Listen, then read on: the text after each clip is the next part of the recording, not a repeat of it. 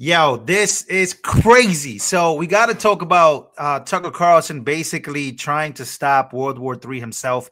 Very important stuff we got going on here tonight, ladies and gentlemen. We got Joe Rogan saying something crazy about the 550-page COVID report that came out of Congress. We got to talk about what's in there. That's crazy. Boy, oh boy, the news just keep coming. They just keep coming. So make sure to smash the like button, ladies and gentlemen.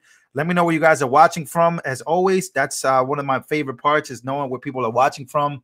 But I really want to play this clip by Joe Rogan because this clip right here is unbelievable. Now, obviously, because of YouTube regulations, we got to be extremely careful the way we cover all of this stuff because we don't want to get banned. I've received strikes before. I've gotten deplatformed for this topic right here. So we got to be extremely careful. But what has come out of this 550-page report is absolutely insane. Also, did we just get warned? Did we just get warned? Because there's this video I want to show you as well coming from MSNBC. Dr. Hotez, is that his name? This guy right here. Remember this guy that didn't want to debate RFK Jr.? Well, he's saying that some big stuff is coming in the year 2025. As soon as Trump hits office, there's many new things coming, if you know what I mean. So I got to play these two clips, and then we'll get to Tucker Carlson's new interview with foreign minister of Russia. So let's take a look here real quick, and let's start. Let's start right away. Just take a listen to this. This is crazy. The House released a 500-page report on COVID-19 pandemic. Key findings: COVID-19 likely originated from a lab-related incident in Wuhan, China. Crazy. You get banned from YouTube for saying that. Banned. Okay, over $200 billion in relief funds lost to fraud with criminal. I just want you to listen because maybe some of you guys got banned. I remember that there was two things that we couldn't talk about on YouTube. It was the election. Anybody that said anything about the election will get booted. Booted, I mean gone from YouTube. Anybody that said anything about 2020 and what happened during COVID, you'll get booted. And maybe there's a lot of people in here that have lost so much. But this report is just so crazy. The House released a 500-page report on COVID-19 pandemic. Key findings: COVID-19 likely originated from a lab-related incident in Wuhan, China. Crazy. You get banned from YouTube for saying that. Banned. Okay, over $200 billion in relief funds lost to fraud with criminals exploiting weak oversight. Prolonged lockdowns and arbitrary mandates cause severe harm, economic devastation, mental health crises, and historic learning loss while lacking robust scientific support. Policies ignored natural immunity, pushing mandates that eroded trust and harmed public perception of science. Absolutely. WHO and CDC compromised by political interference, offering inconsistent, unscientific guidance that fueled public distrust. And the key players included federal agencies, and Cuomo's administration actively obstructed oversight efforts and hid critical evidence. Wild report coming from Congress. 550 pages. Shout out to Professor Nez. He did a breakdown. You guys should go check that out. He did a breakdown on the whole report. Definitely go check out Professor Nez. Amazing work over there. I love him. And he basically broke down everything that came out of the report. And this is just, it's so wild. Christ. Select subcommittee on coronavirus pandemic basically said all the conspiracy theorists were correct. Every single one of them. No repercussions, no retractions, no apology from Rachel Maddow. None of it. No apology from Rachel Maddow. Now, we can always go back on the videos as to why we want apologies. Remember those? Remember the way they used to behave? I will never forget the way the news behaved, where Don Lemon would get on and basically say some wild things. CNN, MSNBC say some wild things about people that didn't take the jab. Remember those days? That's crazy. You guys remember the way they used to talk about us? You didn't take it? Well, anyways, we can go down the timeline. We can go down the rabbit hole. We can. But I just want to show you even this. This video is hitting the world of X by a storm, hitting the world of politics by storm, because this is basically what's coming. He basically got on air. If I'm not mistaken, it's Peter Hotez. Let me make sure I get his name right. Dr. Peter Hotez. Dr. Peter Hotez. All right, Peter J. Hotez, American pediatrician. He gets on MSNBC and he's warning us about what's coming and why it is important to not have RFK. RFK is bad for us. Well, here's him explaining what's coming. Take a listen. Here's the reason why we need to care about this stuff, Nicole, is that we have some big picture stuff coming down the pike starting on January 21st. Mr. Bloomberg mentioned H5N1. That I'm really worried about. It's all over. Okay. First question real quick before we continue on for him to tell us. All this stuff coming on January 21st. Not now, but January 21st. We know that Trump officially becomes president January 20th of 2025. Just keep it up. Just putting it out there. Just putting it out there. Here's the reason why we need to care about this stuff, Nicole, is that we have some big picture stuff coming down the pike starting on January 21st. Mr. Bloomberg mentioned H5N1. That I'm really worried about. It's all over wild birds on the western part of the United States and going up in the north. It's getting into the poultry. We're seeing sporadic human cases, no human-to-human transmission yet, but that could happen. It's in the cattle. It's in the milk. And that's just the beginning. We have another major coronavirus likely brewing in Asia. We've had SARS in 2002, SARS-2, COVID-19 in 2019. And we know these viruses are jumping from bats to people thousands of times a year, but there's still more. We know that we have a big problem with mosquito-transmitted viruses all along the Gulf Coast, where I am here in Texas. So we're expecting dengue and possibly Zika virus coming back, or a Puche virus, maybe even yellow fever. And there's more. Then we have all this sharp rise in vaccine preventable diseases going up because of, in part, the anti-vaccine activism that's so prominent right now. We have a 5-fold rise in pertussis cases, whooping cough over the last year, 15 measles outbreaks this year. We've got polio that's been in the wastewater in New York State. All that's going to come crashing down on January 21st on the Trump administration. We need a really, really good team to be able to handle this. So it's over? Is that what he's saying? It's over? Trump administration not gonna be able to handle this on January 21st. Things are about to get sporadically terrible. Was this a warning? Well, what was it? Right? Look, when stuff like this comes out, it just tells me something else is talking other than him. Somebody else. Another form of something big. I got to watch the way I talk about these things on here. You guys know how sensitive this platform gets, so we got to be careful. But we know that most of the time when these people get on air, it's usually never them really talking, or never them or their expertise talking. It's just, you know how this goes. But that's the warning. That's what's about to go down. So we got to be extremely careful, guys. Make sure you go get your, you know, we know what it is.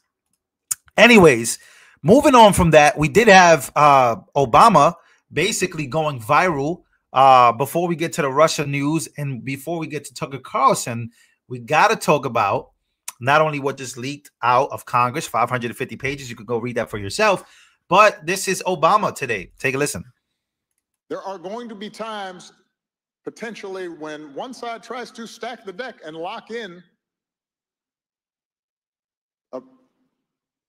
a permanent grip on power, either by actively suppressing votes or politicizing the armed forces or using the judiciary, the criminal justice system to go after opponents.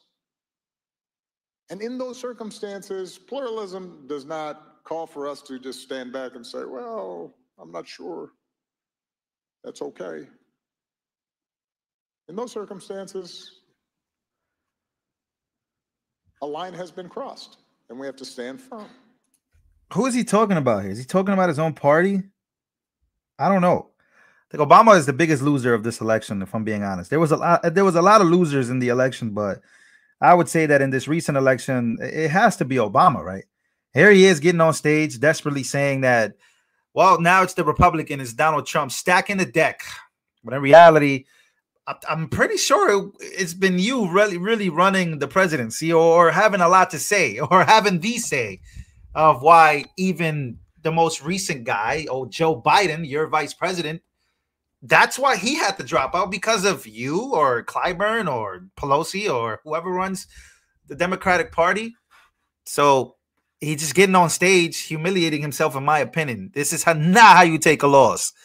Not how you take a loss. Anyways, now we got to talk about something huge going on in the world of politics. This is big. This one's my favorite topic right now, because Tucker Carlson just did something that nobody in the United States is pretty much doing. He went to Russia again. You know, if I could go to Russia, I would, to try to at least stop World War III.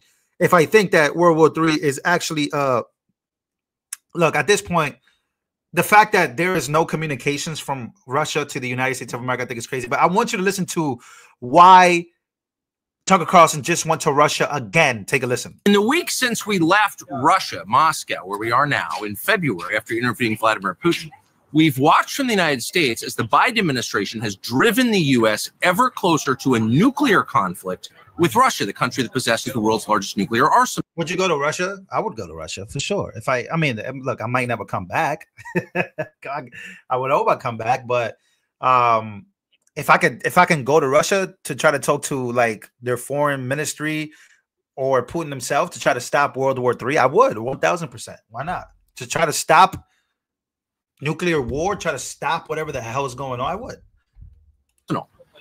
It has accelerated ever since, and it's reached its apogee so far in the weeks after Trump's election. He is now the president-elect. In that time, just a few weeks ago, the Biden administration, American military personnel launched missiles into mainland Russia and killed at least a dozen Russian soldiers. So we are, unbeknownst to most Americans, in a hot war with Russia, an undeclared war, a war you did not vote for and that most Americans don't want, but it is ongoing. And because of that war, because of the fact that the U.S. military is killing Russians in Russia right now, we are closer to nuclear war than at any time in history, far closer than we were during the Cuban Missile Crisis. That would mean the elimination of Russia, the United States, and most of the rest of the world. We felt there must be someone behind the scenes in Washington working to make sure that this conflict doesn't become a nuclear holocaust. But we found out that no, in fact, there is nobody. Tony Blinken, the current Secretary of State, cut off all contact between the U.S. and Russian governments. There is no back channel. There is no conversation. There hasn't been for more than 2 years. That's shocking.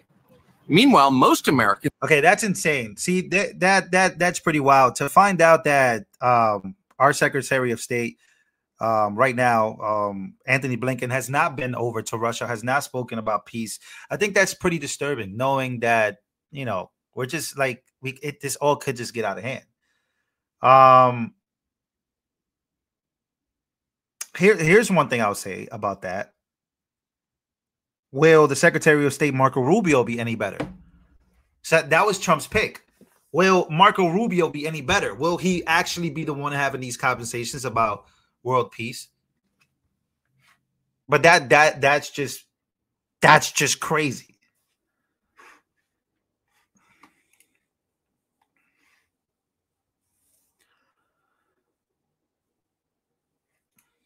Have no access to any perspective other than that granted to them by NBC News and the New York Times. They don't know how close we are. They don't know the Russian perspective. We've been trying for over a year to get that perspective out to American news consumers. We've also tried for over a year to get an interview with Zelensky, the president of Ukraine. We've attacked that from a bunch of different angles. We've spoken to a lot of different people around him, had dinner with them. We've been in talks continuously, and those efforts have been thwarted by the U.S. government. The American embassy in Kiev, which our tax dollars pay for, told the Zelensky government, no, you may not do the interview. Okay, now that's the most telling part about this, because many of us, I say, well, if he's going over to Russia, why not also go to Ukraine and try to speak to Zelensky? Well, come to find out, according to Tucker Carlson, is that they actually went to dinner with his team, but apparently the U.S. embassy in Kiev and in Ukraine has thwarted the whole interview. So if you're there, if you're wondering, well, Tucker, you should go. Not only did you already talk to, of course, you already spoke to Vladimir Putin. Now you're going to speak to some foreign minister out there. Why don't you go speak to, leaders in Ukraine to try to stop this if you really want to stop it? And he has. And he's now just saying that it's been thwarted. Why don't they want Tucker Carlson, who is a United States citizen, who's going over there, who's obviously trying to stop this, because there is no such thing as nuclear war. It's just a nuclear. It's just once it's started, it's over. Like it's just pretty much done. I've seen the videos of the simulations of what a nuclear war would look like, and it doesn't seem like there's any resolution. Like it seems like probably gonna be a few survivors, but that's about it. You can talk to CNN. You can't talk to us. So we've been unable to speak to him. So we came back to Moscow yesterday to interview the foreign minister of Russia, Sergei Lavrov, the longest serving foreign minister in the world. He's been a part of this government for 25 years. He's been in the diplomatic corps for over 40, and ask him, where exactly are we? Are we headed toward an unprecedented conflict between Russia and the United States? Is there any way to peel Russia back from the east, from the sphere of China, back into the west? Is that alliance permanent? And does the election of Donald Trump mean an end to this war, which is reshaping the world, the U.S. economy, the global economy, and risking the life of every person on this planet? Is that possible? We just walked out of that interview. It's absolutely fascinating. It's coming very soon. We hope you'll watch. Yeah, so the interview is officially out. I'll show a couple clips, but I just think this is pretty insane.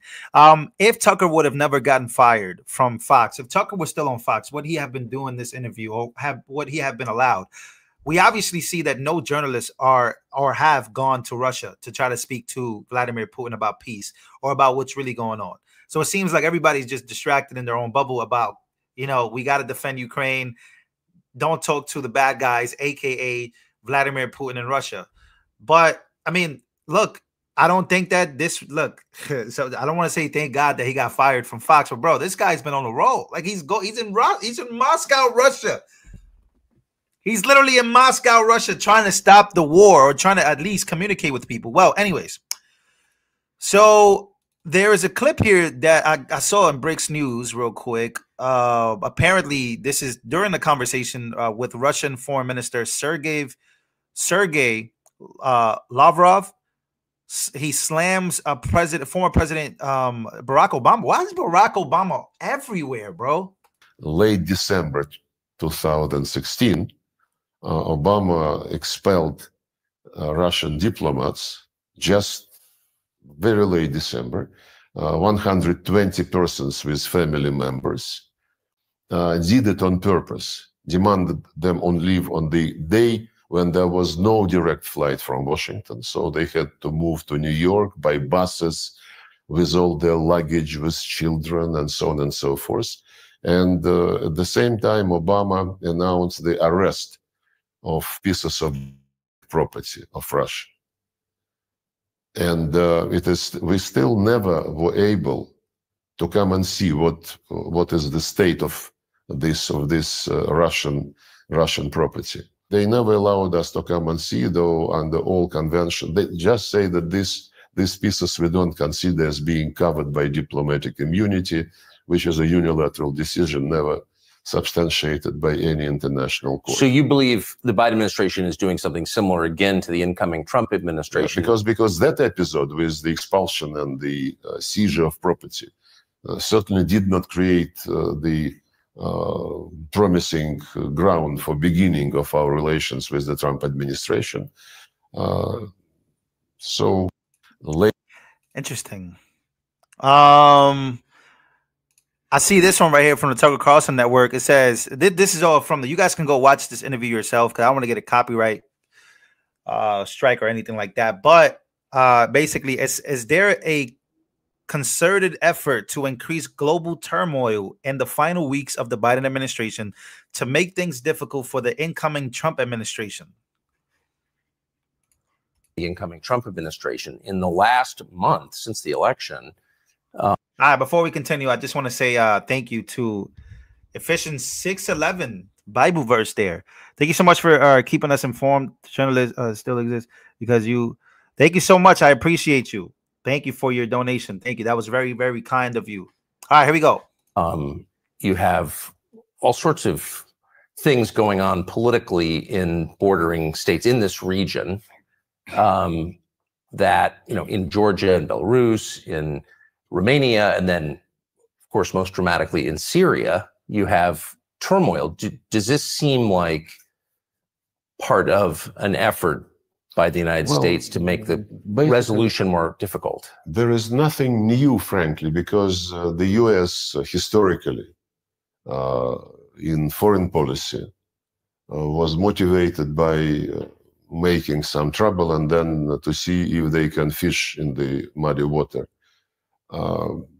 Iraqi aggression, Libyan adventure, ruining the state, basically.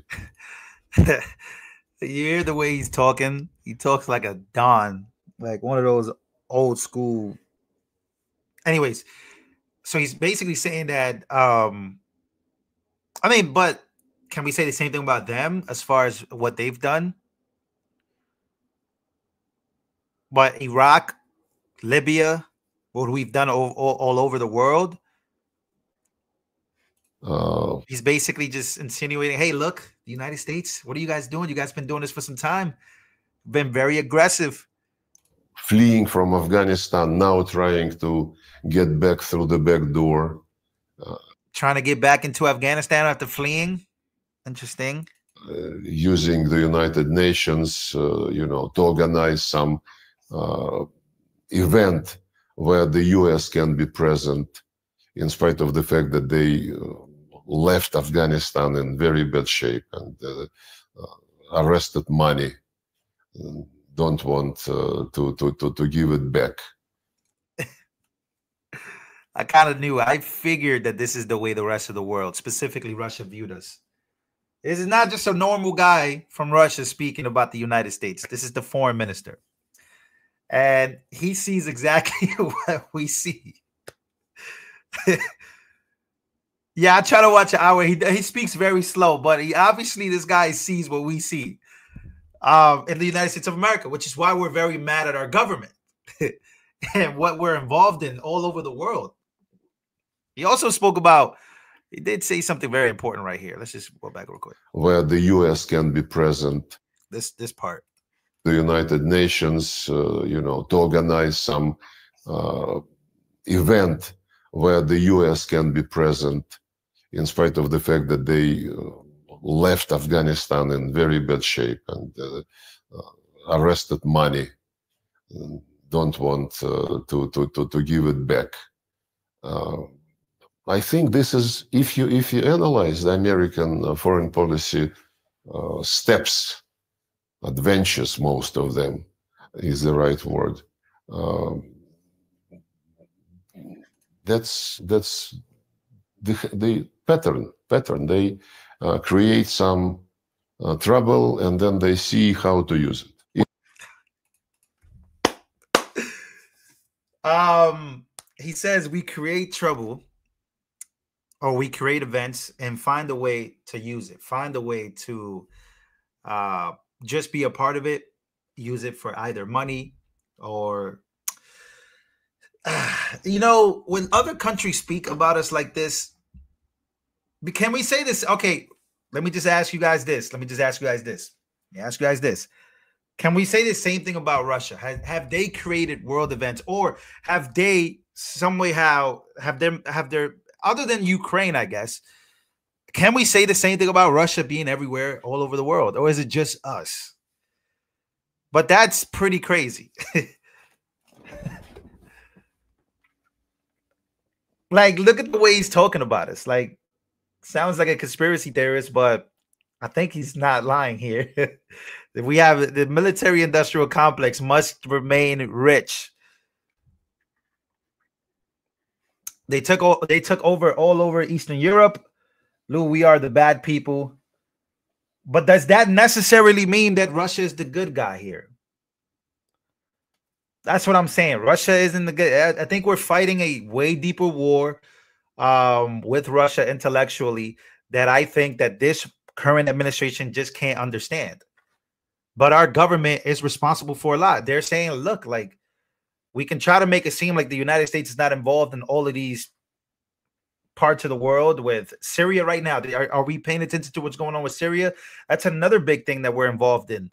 It's like, look at us trying to backdoor our way. So he's basically noticing that the United States of America, they're sparking trouble. They are doing some very crazy things and acting like victims in the process.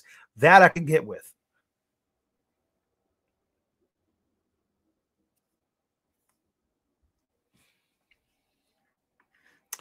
So it's a very, very interesting way of looking at it.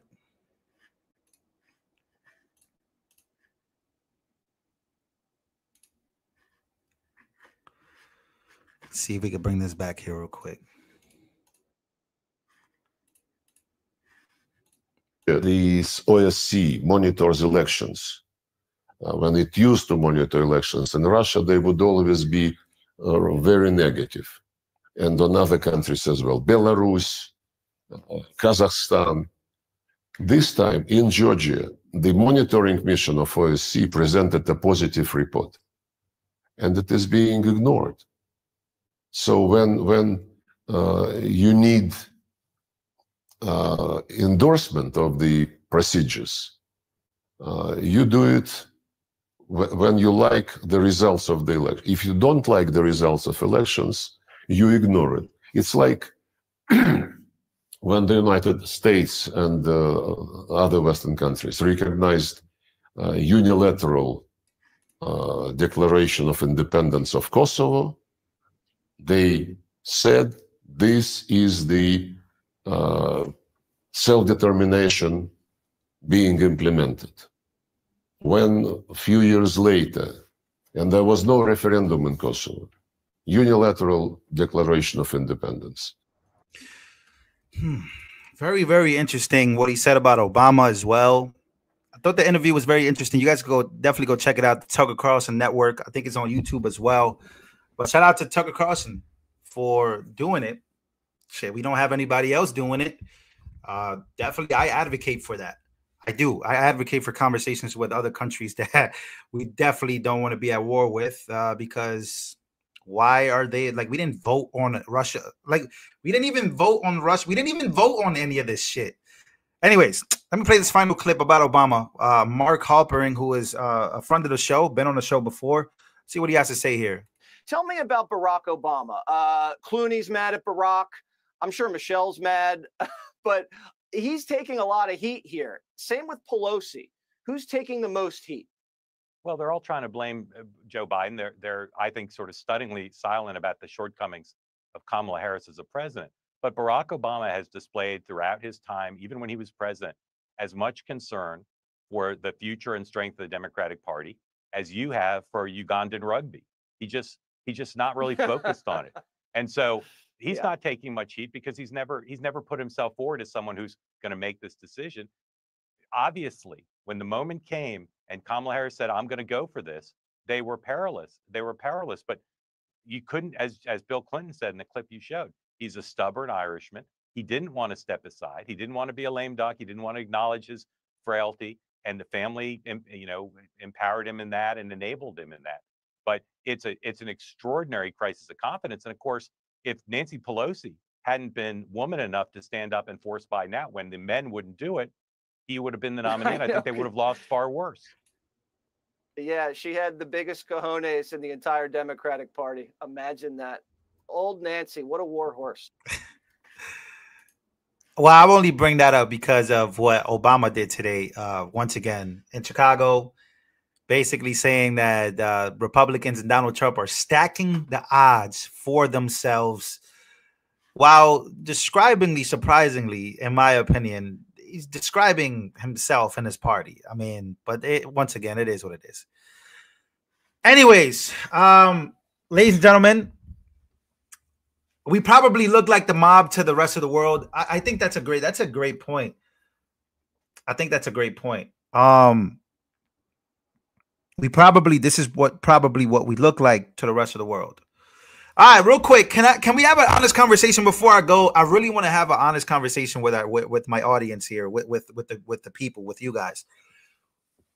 United Healthcare CEO.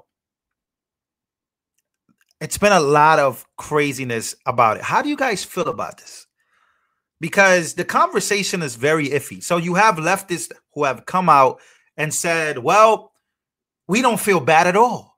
In fact, every other healthcare insurance company or every other billionaire who has done, you guys should be scared. That's one side. The other side, I'm noticing, like, look, these people are bad people.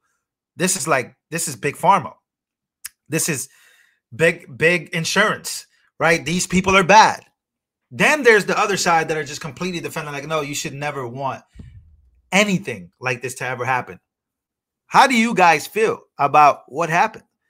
Obviously, it looked like a hit. It looked like a big deal. But so what? He had kids. You should feel bad. It was a planned hit. Obey. He was a Democrat. Somebody said he had it coming. They had it coming. It was a professional hitman. I don't feel sad. I feel sad. Wow, very mixed crowd on this. This is why RFK Jr. is very necessary. You guys feel a lot of different ways about this. Murder is a sin. Yes. Let me see. Somebody just posted something about this.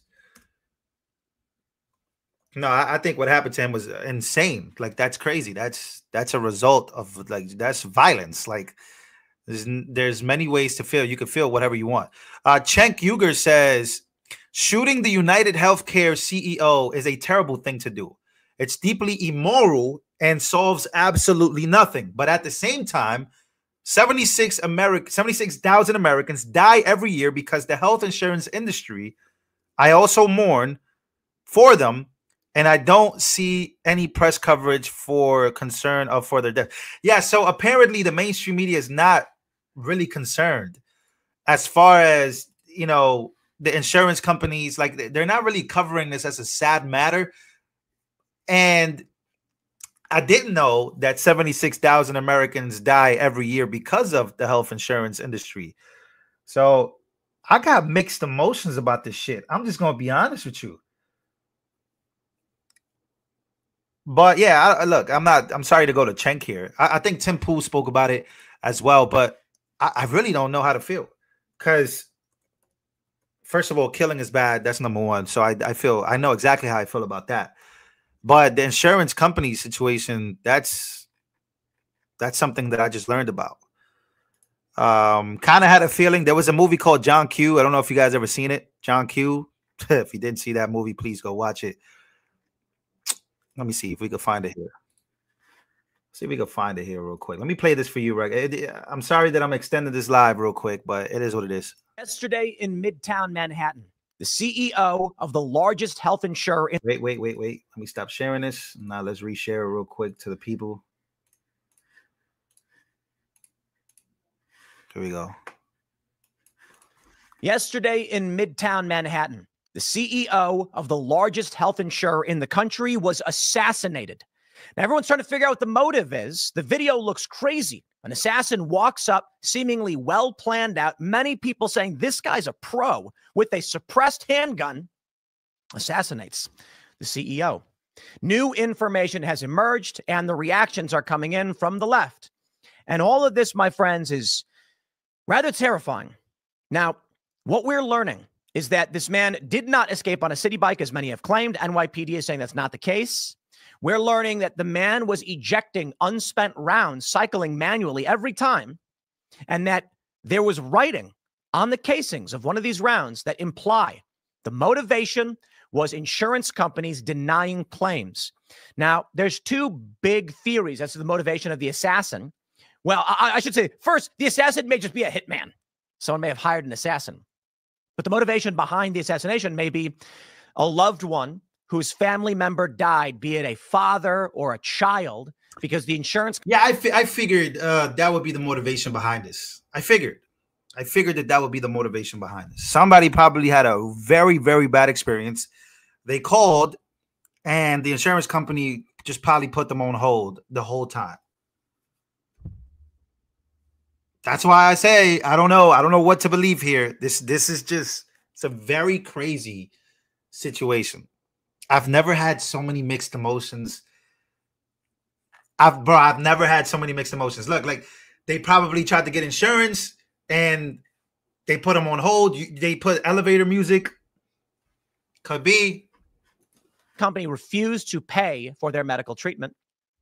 Some are saying it might be that his wife is estranged from him. I really doubt that. I don't know. Maybe. They do say that typically in most circumstances, it's someone who knows the victim. But this guy's the CEO of a big company, like one of the biggest. So it's hard to say for sure. It also could be related to this ransomware scam where the company may have lost nearly $1 billion. No one knows for sure. But I will say the words that are written on the round aren't the exact title of the book about the insurance company. So it could be that someone was trying to throw off investigators with motivation. This dude, the assassin, is still at large. Now, with all somebody said he was going to testify. I did see something about him testifying. He was going to testify. Big boy Papa. Wow, look. I've never seen 5,000 people be so mixed on this topic. It's so crazy. Insurance shouldn't even be a thing. The mob invented it. It was all a money scheme. These people got rich off the backs. I've never seen my crowd be so wow. I love this. I don't love what happened to him. I'm just saying I love that we can have a conversation about this because I knew I wasn't the only one that was feeling this way about this. Okay. Insurance is a scam. Obama destroyed the insurance companies. All right, let's keep listening real quick because Tim, shout out to Tim Pool. A lot of people hate him, a lot of people love him, but I can't lie, his reporting is so on point here. All those details and the true crime element being rather shocking, we can get into those elements as well.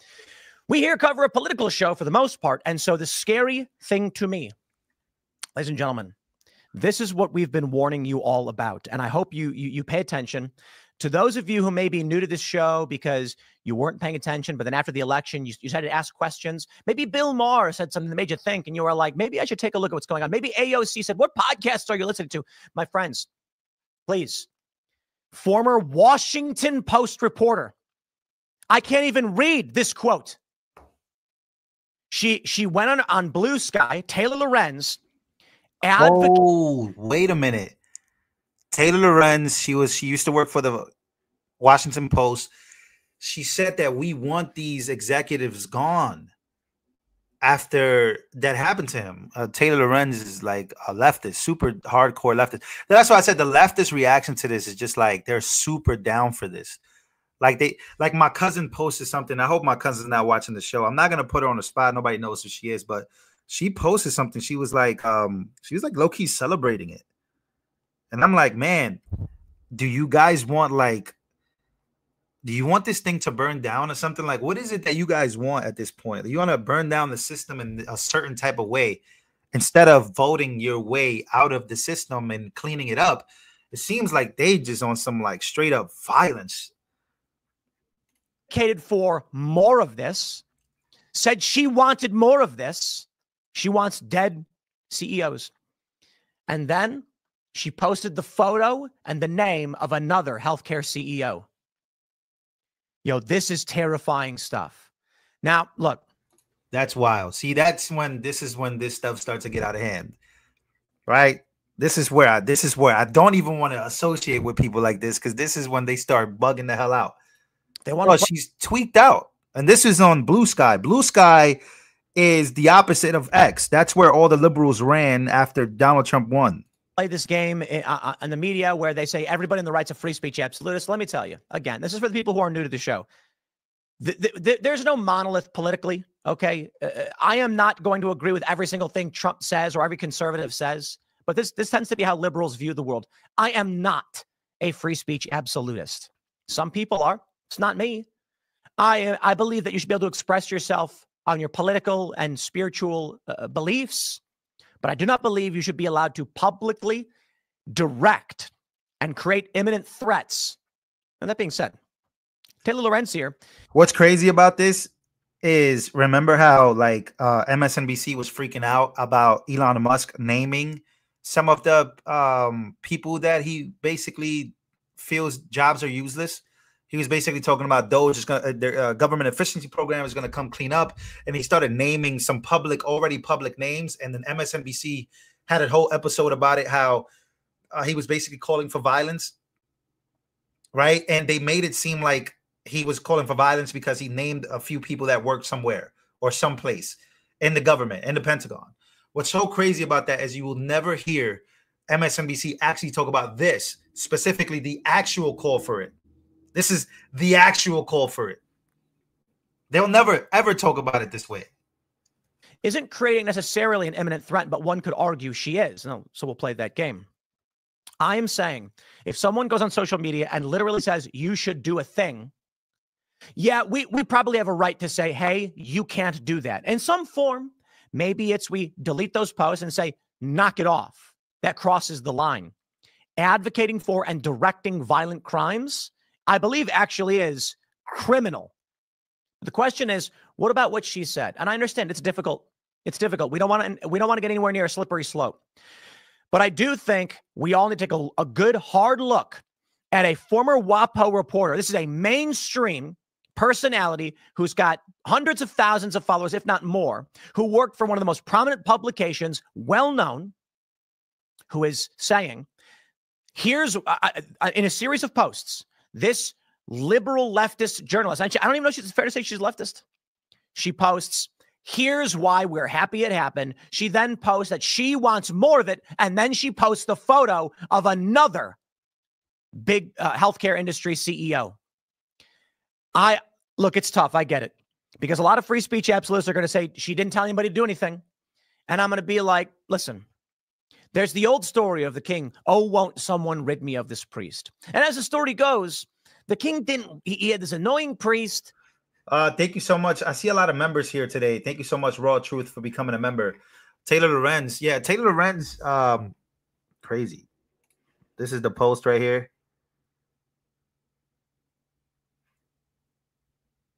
Yeah, you can find her on Blue Sky. You can also find her everywhere. But yeah, she's been everywhere. Honestly speaking, I've seen her name pop up in so many places. If I'm not mistaken, she's been on MSNBC quite a few times. So it's just wild to see that this is the way people are going for it. This is and the way the mainstream media really just doesn't cover it. That is pretty crazy, I would say, for sure. All right, well, I'll stop talking about this now. I appreciate everybody. I appreciate everybody coming through tonight. But yeah, we'll see. Look, I seen people post some crazy stuff. I just wanted to have a conversation about it. I wanted to have a conversation about, what it was, how you guys felt about it, insurance companies. I think that there's a way to hate Big Pharma. There's a way to hate insurance companies scamming and basically profiting off people's pain. And I get that. But there's another to just be deranged in this manner, to just say these types of things online. I think that's crazy. And I think that it just opens up a can of the same people, the same type of people cheering on Donald Trump and basically saying that I wish that bully would have never missed. There was a lot of people that I saw say that. I wish that bully would have never missed. I wish that bully would have never missed. Those are the same people that would probably cheer this type of stuff on. That's why I don't even want anything to do with those type of people. But look, a lot of systems are broken. That's what Doge is here for. And let's see. But those are the same people that wish Trump was out of here. And that's why I can't relate to them, because their pain is not my pain. We're definitely not sharing the same pain, because the way they want to live life is not the way I want to live life. You got to understand, we are in two different realities. I want kids. I want a family. I want to raise them in the United States of America. A lot of these people are single people. They don't want families. They're anti-family. They're anti-America. And they just would love to see this place burned down, even with their families in it. I'm honestly starting to believe that this is the way they're trying to live life. It's the liberal progressive final stage, I believe.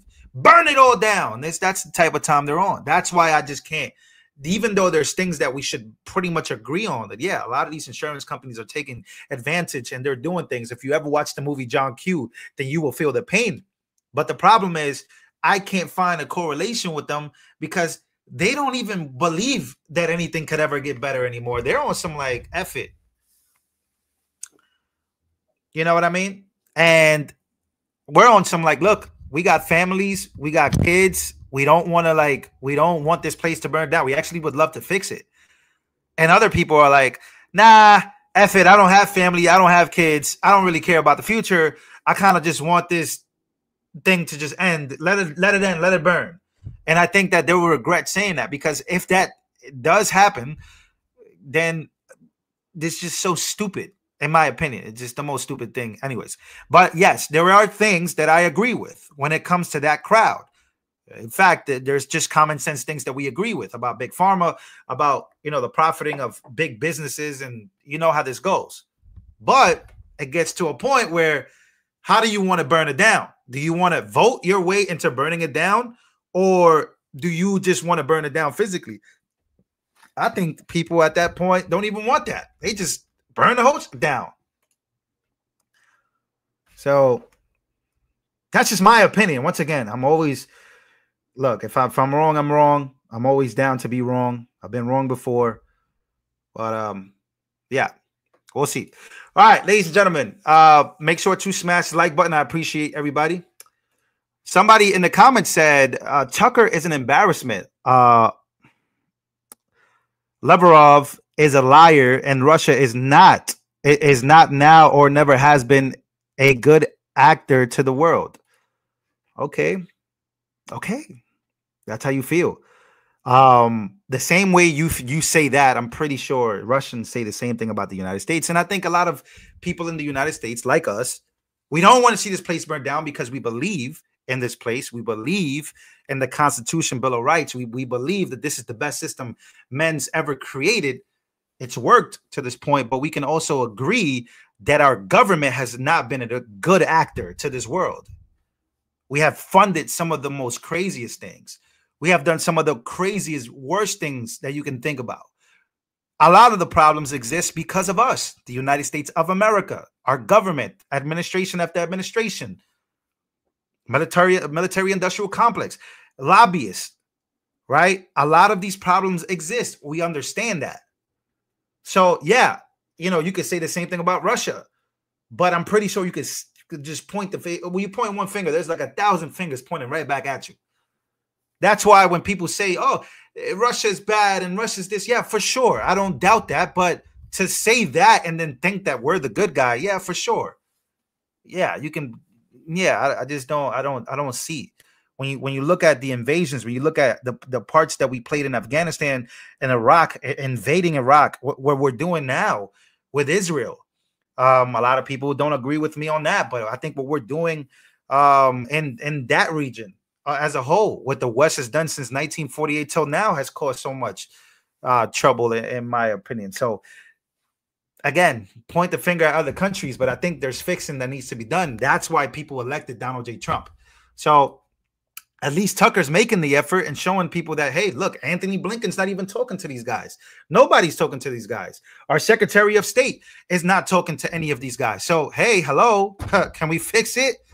So, I guess that's where I would argue that point. But I love you guys. And yeah, I'll see you guys on the next one.